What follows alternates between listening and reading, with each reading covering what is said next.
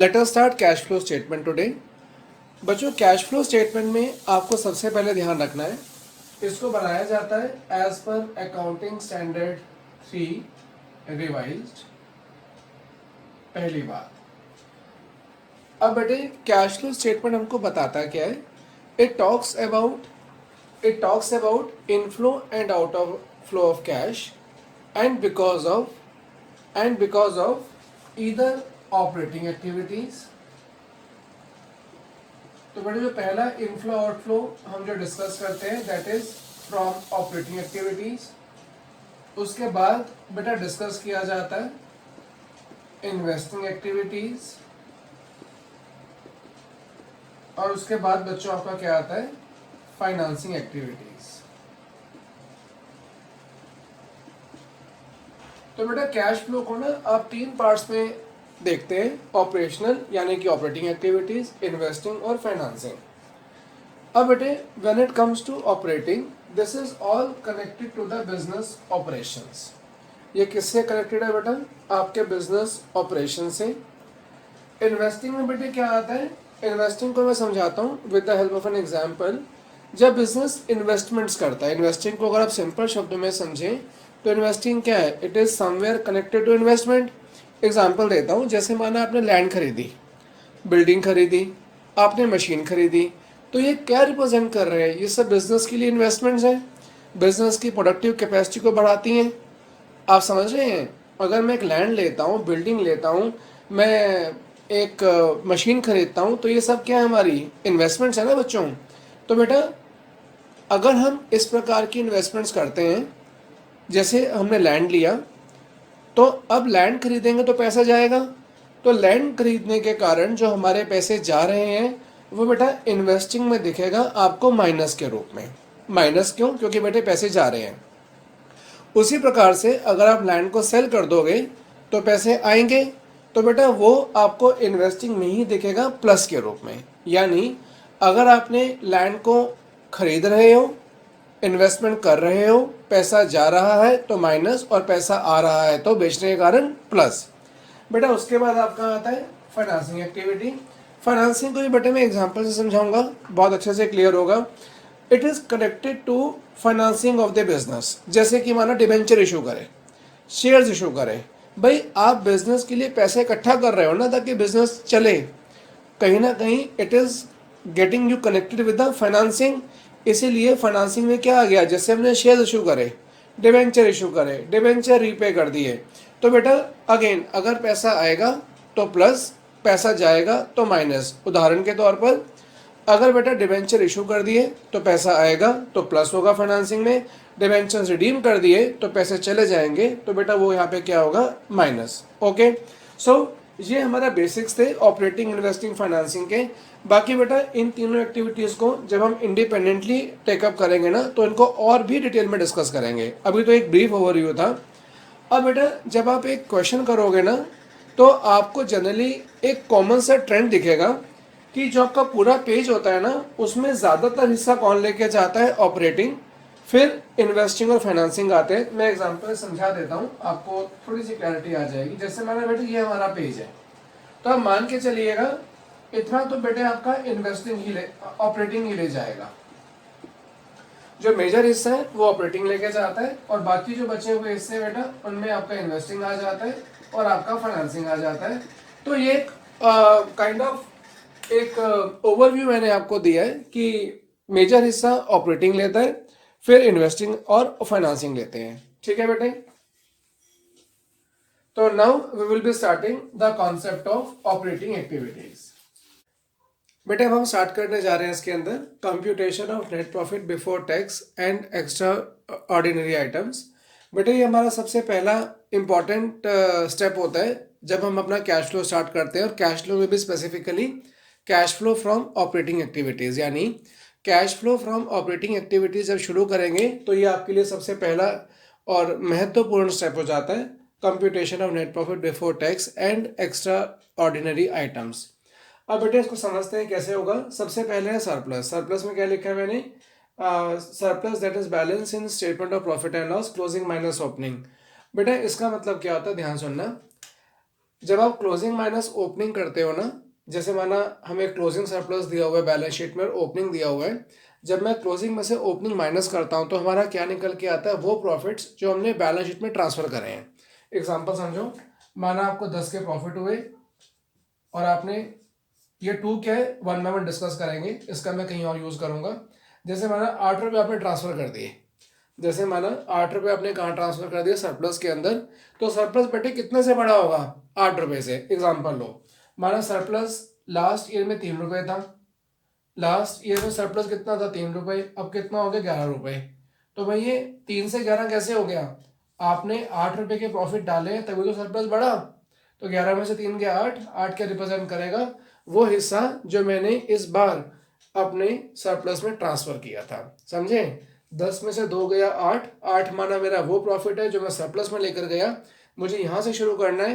तो अब आपको समझना है 3 से 11 क्यों हुआ, 8 इसमें ऐड किया तो 11 में से 3 हटाओगे, करंट में से प्रीवियस हटाओगे, क्लोजिंग में से ओपनिंग हटाओगे, तो आपका वो 8 आ जाएगा जहां से हमें शुरू करना है। ये वो प्रॉफिट है जो आपने ट्रांसफर किया, तो हम कहां से शुरू करेंगे, 8 से। पहला पॉइंट क्लियर हुआ। अब बेटा ये 2 रुपये मैंने क्यों लिखा था, माना ये जो 2 रुपये है बेटा, ये क्या है, माना ये ट्रांसफर टू जनरल रिजर्व है, एज्यूम कर लेते हैं ये रिजर्व में ट्रांसफर किया। तो बेटे सेम कॉन्सेप्ट लगाओ, रिजर्व में जब ट्रांसफर करोगे तो रिजर्व बढ़ जाएंगे, तो जब मैं क्लोजिंग में से ओपनिंग माइनस करूंगा तो मेरे पास कौन सा फिगर निकल कर आएगा, जितने से रिजर्व बढ़े।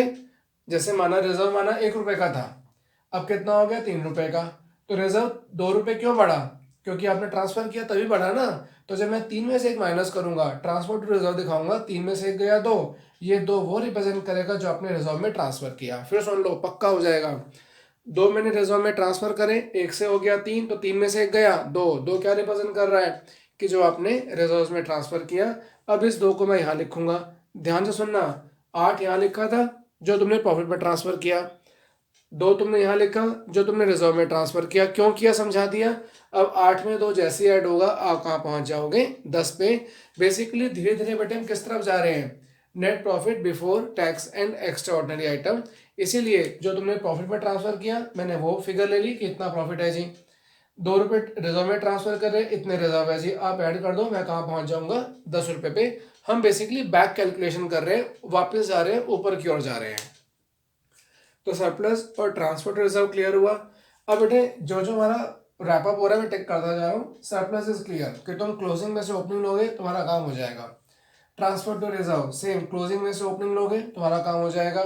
अब बेटा टैक्स, पहले टैक्स कर लेते हैं इसके अंदर कि जो प्रोविजन फॉर टैक्स है बेटे वो करंट ईयर का आपको ऐड करना है। टैक्स में 2 बातें लेंगे बेटा, एक ये वाला और एक रिफंड ऑफ टैक्स, 1 बाय 1 समझना, ठीक है। Provision for tax for the current year बेटे ऐड हो रहा है, इसका मतलब क्या है, जो तुमने प्रोविजंस बनाए इस साल में बेटे, जो प्रोविजन फॉर टैक्स बनाओगे उससे प्रॉफिट कम हुआ होगा ना। जो प्रोविजन फॉर टैक्स इस साल बनाओगे, करंट ईयर के बनाओगे, उससे प्रॉफिट कम हुआ होगा, इसलिए उसको हम ऐड बैक कर रहे हैं। क्योंकि हम प्रॉफिट बिफोर, हमें कहा जा रहा है बेटा बिफोर टैक्स। बिफोर मतलब अगर टैक्स नहीं होता, नहीं एडजस्ट होता, तो अगर आपको ये बात समझ में आ गई है कि हम जो प्रोविजन हमने करंट ईयर का बनाया वो हमने माइनस किया होगा, हमें कहाँ जाना है बिफोर, उसको हटाना है, तो मैंने क्या कर दिया, उसको हटाने के लिए प्लस, बिफोर जाना है ना भाई। उसी प्रकार से ये समझो, रिफंड प्लस हुआ होगा तो हटाने के लिए क्या कर दिया मैंने, माइनस। आई होप आपको सरप्लस क्लियर है। क्लोजिंग माइनस ओपनिंग क्या निकल के आया, करंट ईयर का ट्रांसफर जो तुमने प्रॉफिट में किया करंट ईयर को रिप्रेजेंट करेगा। रिजर्व तुमने माइनस करे, क्या रिप्रेजेंट कर रहा है, करंट ईयर का हिस्सा। तो एड बैक हो गया, एड बैक हो गया, 10 आ गया। उसी भाव को, कॉन्सेप्ट को ध्यान में रखते हुए अब मुझे बिफोर टैक्स जाना है, तो टैक्स हटा दिए। जो टैक्स मैंने खर्चे के रूप में मतलब प्रोविजन के रूप में दिखाया था हटाऊंगा तो प्लस, और जो प्लस के रूप में दिखाया था अपने प्रॉफिट्स में ऐड किया था, बढ़ाया था, उसको मैं हटाने के लिए माइनस करूंगा। तो ये सब क्लियर हुआ।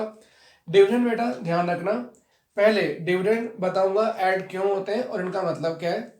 डिविडेंड बेटे ऐड इसलिए होता है क्योंकि डिविडेंड भी प्रॉफिट में से दिए जाते हैं। अब हम कहाँ जा रहे हैं, बिफोर टैक्स, तो इसको भी हम ऐड करेंगे।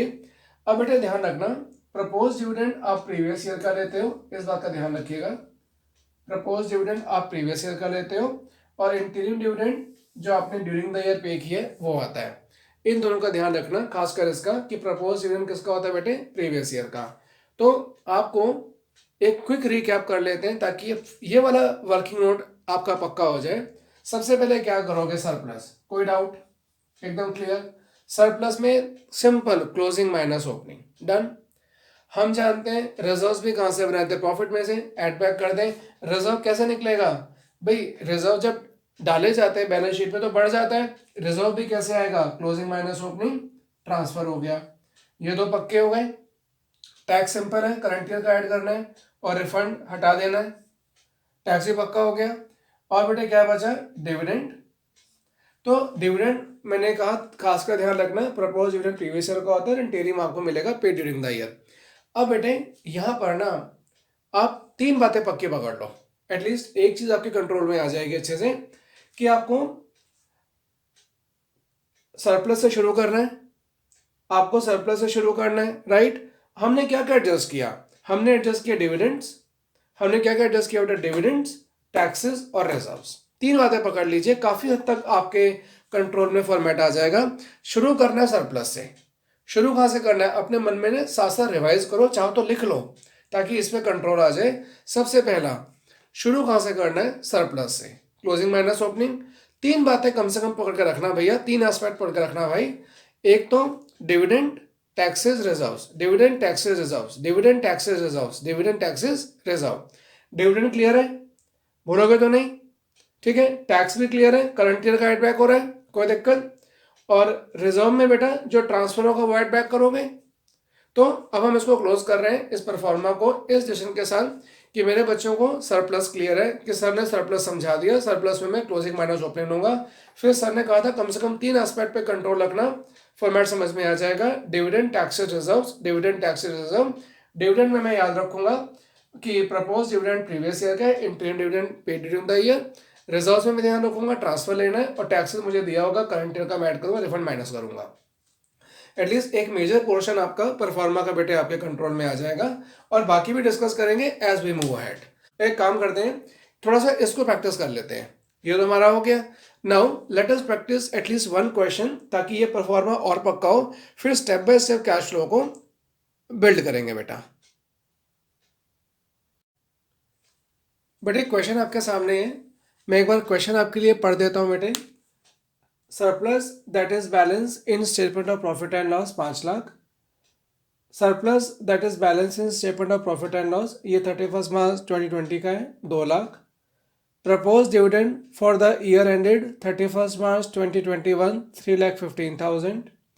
Propose dividend for the year ended 31 March 2020, 2,10,000। Transfer to workman compensation reserve 1.5 lakh. Provision for tax made during the current year 2,30,000. अब बेटा हमें क्या प्रैक्टिस करेंगे अभी अभी हम लोग, कि net profit before tax and extra ordinary item कैसे आएगा। तो देखो बेटा, सबसे पहले हमें कहाँ से शुरू करना था, सरप्लस से।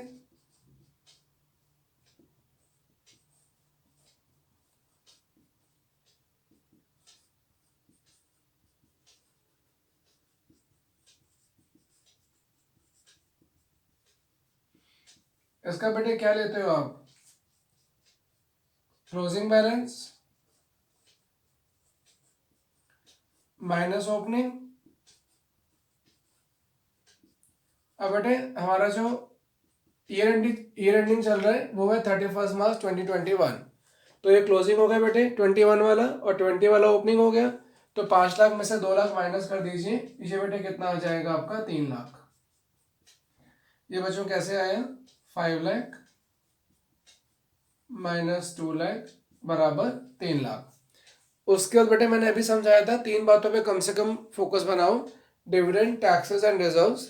तो बेटा देखो, सबसे पहले चलिए डिविडेंड लेते हैं। प्रपोज डिविडेंड दिया हुआ है, अभी बताया था आपको प्रीवियस ईयर का लेना है, तो बेटे प्रपोज डिविडेंड कौन सा हो गया, प्रीवियस ईयर का, यानी कि 31 मार्च 2020 का। तो यहां लिखेंगे बेटा add propose dividend, add proposed dividend for the year ended for the year ended, कौन सा वाला बच्चों, 31 मार्च 2020, क्योंकि बेटे आपका 31 मार्च 2021 के लिए बना रहे हो तो प्रीवियस ईयर कौन सा हो जाएगा, 31 मार्च 2020। तो propose dividend for the year ended 31 March 2020 is 2,10,000। उसके बाद है बेटा आपका डिविडेंड हो गया हमारा। देन हमने क्या सीखा था, dividend reserve and taxes, dividend reserve and taxes. अब बेटे let's talk about the reserves. Reserve बेटे आपके सामने है, transfer to workman compensation reserve, ये भी ऐड कर दें। Transfer to dividend reserve taxes, ध्यान से इसको होल्ड में लेके आइए, ठीक है। Transfer to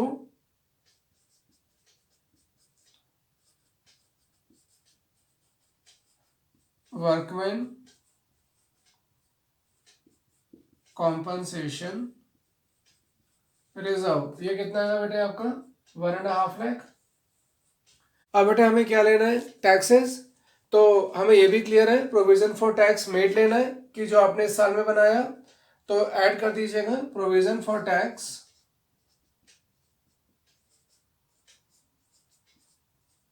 made during the current year.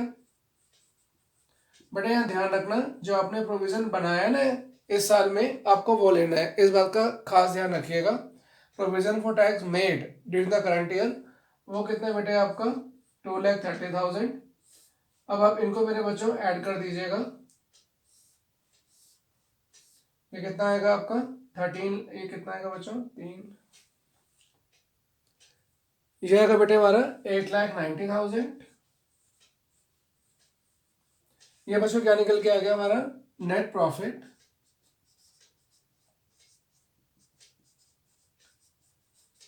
Before tax and extra ordinary